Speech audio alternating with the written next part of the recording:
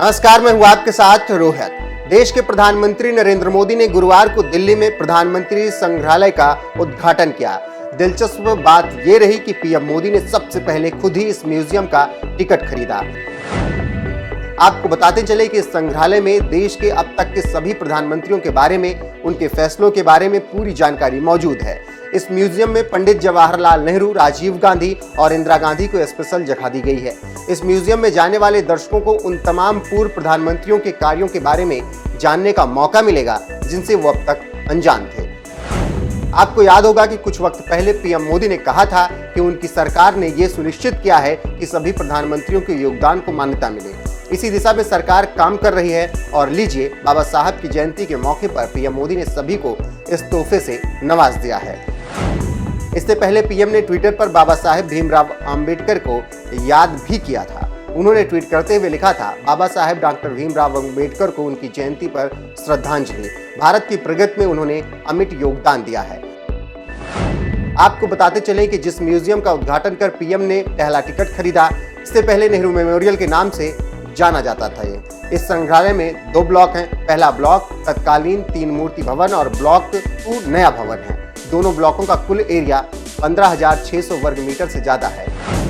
संग्रहालय के भवन का डिजाइन उभरते भारत की कहानी से प्रेरित है।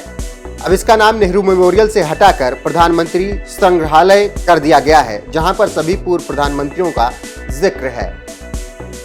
जाहिर है, इस म्यूजियम में जाने वाले हर दर्शक को बहुत कुछ सीखने और जानने को मिलेगा, इसीलिए टिकट व्यवस्था की गई है। इतना ही नहीं, लोगों को अपनी पसंद के पूर्व या मौजूदा प्रधानमंत्री के साथ वर्चुअल तकनीकी से फोटो खिंचवाने की सुविधा भी होगी।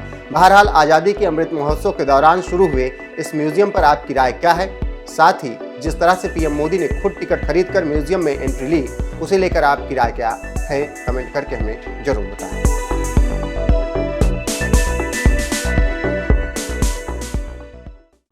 आज बैसाखी है, बोहाग बिहू है, आज से ओडिया नववर्ष भी शुरू हो रहा है।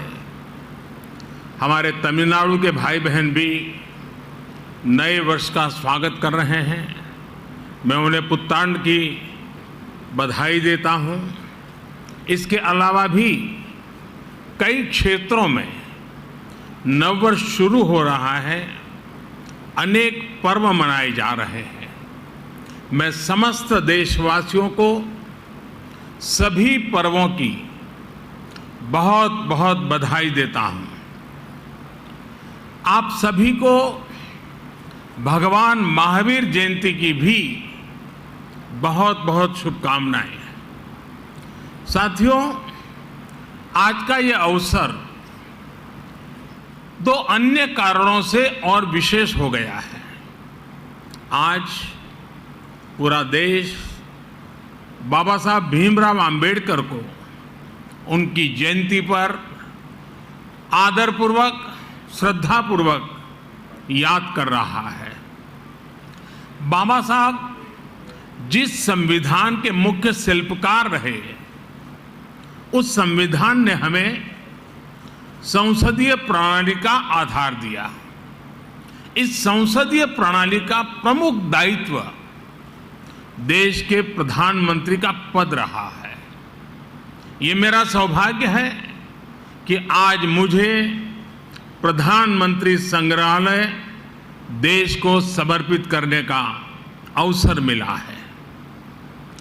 ऐसे समय में जब देश अपनी आजादी के 75 वर्ष का पर्व, आजादी का अमृत महोत्सव मना रहा है, तब ये म्यूजियम एक भव्य प्रेरणा बनकर आया है। इन 75 वर्षों में देश ने अनेक गौरवमय पल देखे हैं। इतिहास के झरोखे में इन पलों का जो महत्व है वह अतुलनीय है। ऐसे बहुत से पलों की झलक प्रधानमंत्री संग्रहालय में भी देखने को मिलेगी। मैं सभी देशवासियों को बहुत बहुत बधाई देता हूं। थोड़ी देर पहले इस प्रोजेक्ट से जुड़े सभी साथियों से मिलने का भी मुझे अवसर मिला। सभी लोगों ने बहुत प्रशंसनीय काम किया है। इसके लिए पूरी टीम को मैं बधाई देता हूं। मैं आज यहां पूर्व प्रधानमंत्रियों के परिवारों को भी देख रहा हूं। आप सभी का अभिनंदन है, स्वागत है। प्रधानमंत्री संग्रहालय के लोकार्पण का यह अवसर आप सभी की उपस्थिति से और भव्य बन गया है। आपकी उपस्थिति ने प्रधानमंत्री संग्रहालय की सार्थकता को, इसकी प्रासंगिकता को और बढ़ा दिया है। साथियों, देश आज जिस ऊंचाई पर है, वहां तक उसे पहुंचाने में स्वतंत्र भारत के बाद बनी प्रत्येक सरकार का योगदान है। मैंने लाल किले से भी ये बात कई बार दोहराई है। आज ये संग्रहालय भी प्रत्येक सरकार की साझा विरासत का जीवंत प्रतिबिंब बन गया है। देश के हर प्रधानमंत्री ने अपने समय की अलग अलग चुनौतियों को पार करते हुए देश को आगे ले जाने की कोशिश की है। सबके व्यक्तित्व, कृतित्व, नेतृत्व के अलग अलग आयाम रहे। ये सब लोक स्मृति की चीजें हैं।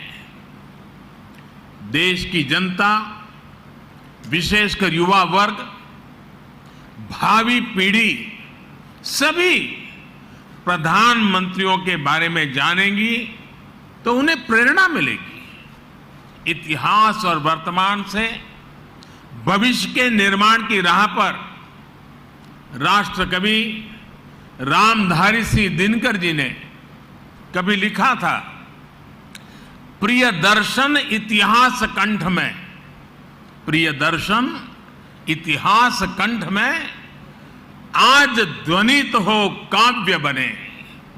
वर्तमान की चित्रपटी पर भूतकाल का संभाव्य बने।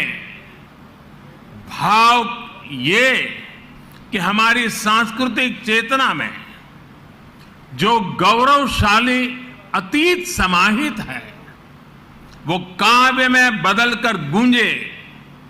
इस देश का संपन्न इतिहास हम वर्तमान पटल पर भी संभव कर सकें।